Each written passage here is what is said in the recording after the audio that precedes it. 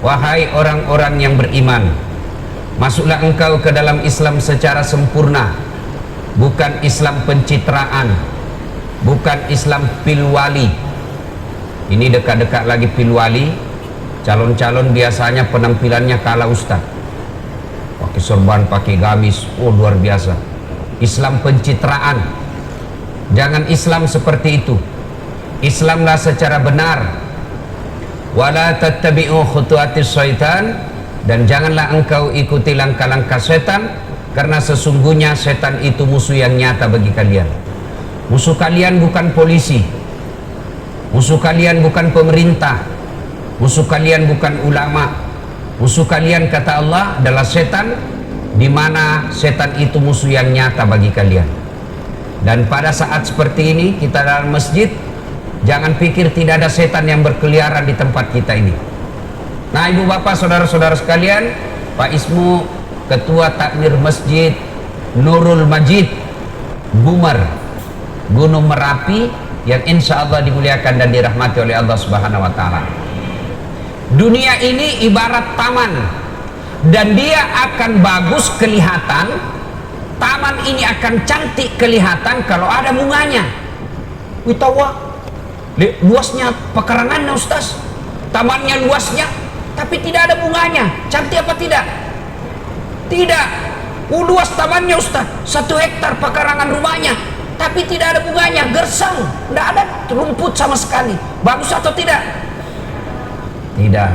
Maka kalau dunia ini mau bagus, dunia ini mau cantik, dunia ini mau kokoh, maka harus dihiasi tanaman-tanaman. Tanaman apa? Ada 5. Kalau mau dunia ini baik, dunia ini nyaman dihuni, Makassar ini enak dihuni, maka harus ditanami 5 hal. Yang pertama, biilmil ulama, ilmunya para ulama. Maka Bapak Ibu saudara-saudara sekalian, kalau hidup di Makassar ini mau nyaman, maka harus banyak dakwah, harus banyak syiar, dan syiar dan dakwah itu harus bisa hidup kalau ada kader-kader ulama. Kalau wafat ulama, meninggal seorang kiai, Allah mencabut ilmu di dunia, dan itu mengganti kiai sangat sulit. Kiai Nudin MZ wafat, susah mengganti. Guru kita Ihlam wafat, susah mencari penggantinya. Beda kalau kota, belum mati, banyak yang mau ganti. Coba. Maka kalau dunia ini mau nyaman, harus banyak ulama. Bapak-bapak silahkan ajari anak ilmu kedokteran, kasih masuk fakultas teknik, kasih masuk tentara, kasih masuk polisi, kasih masuk STPDN, sekolah-sekolah pejabat. Tapi sayang kalau anak tidak tahu paham agama. Anak jadi anggota DPR bagus, anak jadi dokter spesialis hebat, anak jadi kontraktor bagus, tapi kalau tidak ada agamanya, kena harapan. Coba, kalau mati ki ibu, siapa doakan ki? Siapa? Suami tak kawin lagi. Mana lama dulu waktu tak pengantin baru Nabi bilang, kemanapun kau pergi aku akan mengikutimu. Nabi bilang apa? Laut kan ku seberangi, api kan ku terjam, minum kopi saja nak tiup.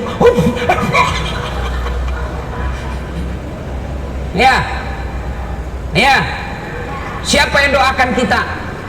Anak. Maka kalau anak tak bagus agamanya, meskipun ibu sudah dikubur, masih ada yang doakan.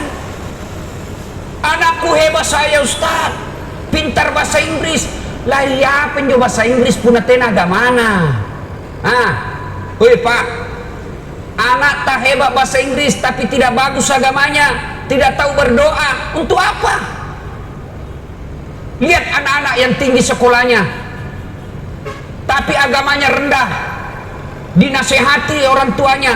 Bayangkan dijualkan ruko, warisan dari neneknya, nak jual rukonya bapaknya, pergi ke sekolah ke Australia, nak sekolah kau jauh-jauh supaya hebat kau pulang, tapi tidak bagus akhlaknya, tidak bagus agamanya, pulang dinasehati sama neneknya.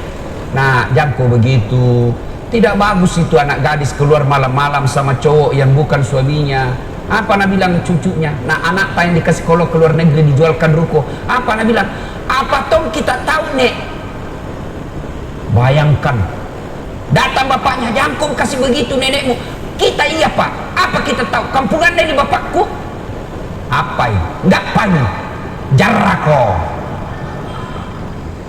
sekolah itu anakmu ndak ada agamanya. Berdoa anak tak nanti kalau meninggal pintar bahasa Inggris berdoa.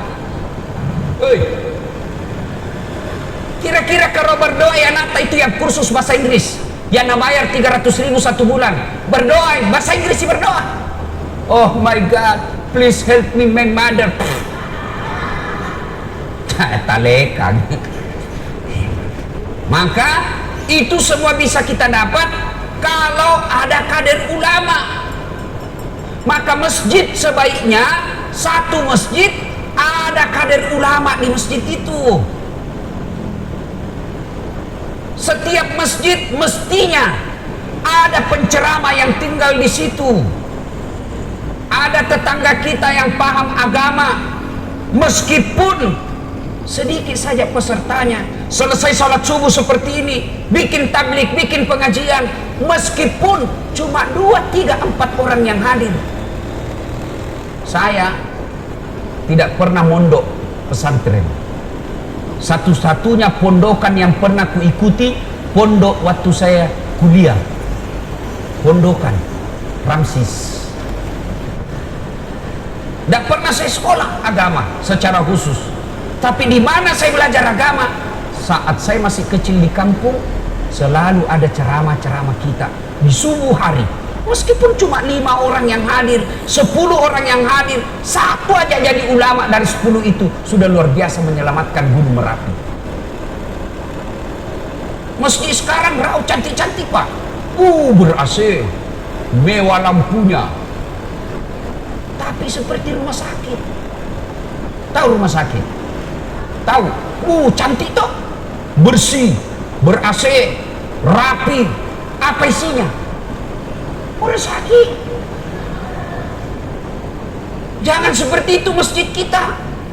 Biar masjid kita kecil, tidak terlalu rapi, tidak terlalu mewah, tapi di dalamnya selalu ada pengajian.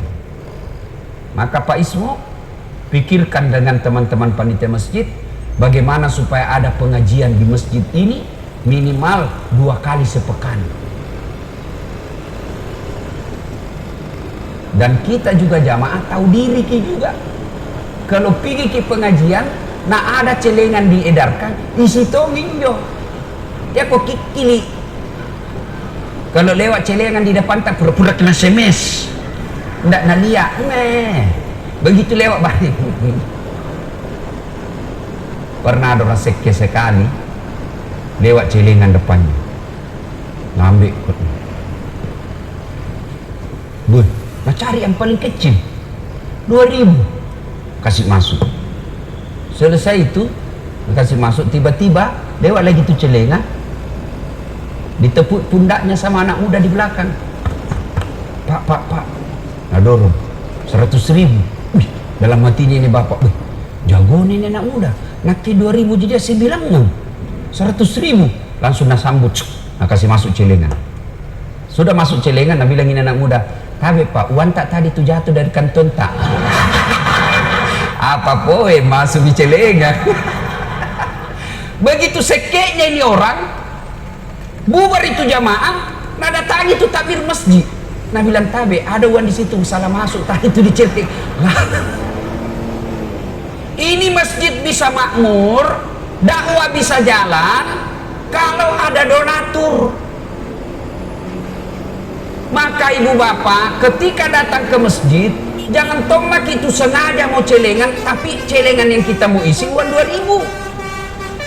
Masih bagus itu, masih ada 2.000 daripada tidak ada sama sekali. Ya, ibu-ibu pilih mana? Pilih mana? Meskipun 2.000 tapi rutin, daripada sekali 1 bulan 10.000. Pilih mana ibu? 2.000 tapi rutin, kentara sekek nah. Lihat lagi, yang mestinya 10.000 rutin, dan tidak ada orang bangkrut gara-gara sedekah. Nah, ulama penting.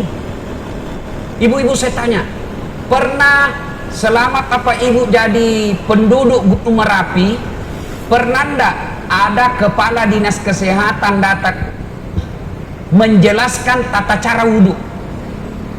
Ada? Pernah ada gubernur yang datang di sini masjid menjelaskan syarat-syarat syarat sahnya sholat? Pernah? Lalu dari mana kita dapat itu ilmu tentang wudhu, tentang sholat, tentang puasa, tentang haji, tentang zikir, tentang doa? Dari mana kita dapat itu? Dari ulama. Maka tidak mungkin kita bisa beragama dengan baik tanpa ilmunya para ulama. Maka cintai ulama. Jangan kau cintai dasatnya. Enggak. Jangan cintai Kiai Haji Sainuddin MC-nya. Jangan cintai guru kita Sanusi Baco dirinya, tidak. Tapi apa yang kita cinta dan kita hormati? Ilmunya. Pak Misengena. Dan orang yang mencintai ulama itu sama sesungguhnya mencintai Nabi. Kenapa? Al ulama'u warisatul anbiya. Ulama adalah pewaris para nabi. Bapak saudara-saudara sekalian, mencintai ulama.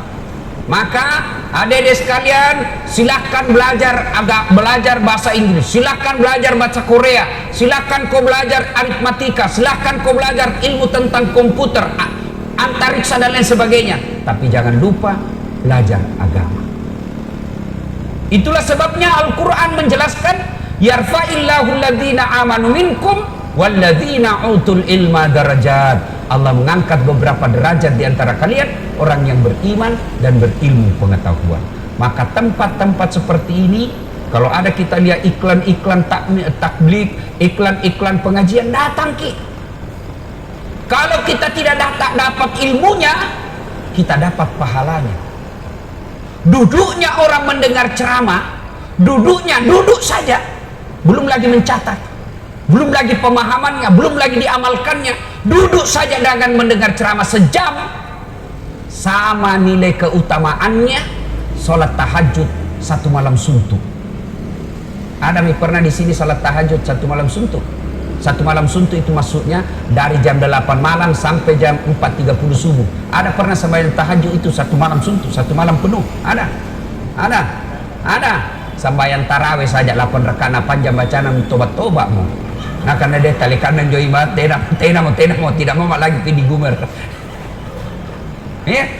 Nah ibu-ibu saudara-saudara sekalian, maka ketika ada takmir-takmir seperti ini, datanglah.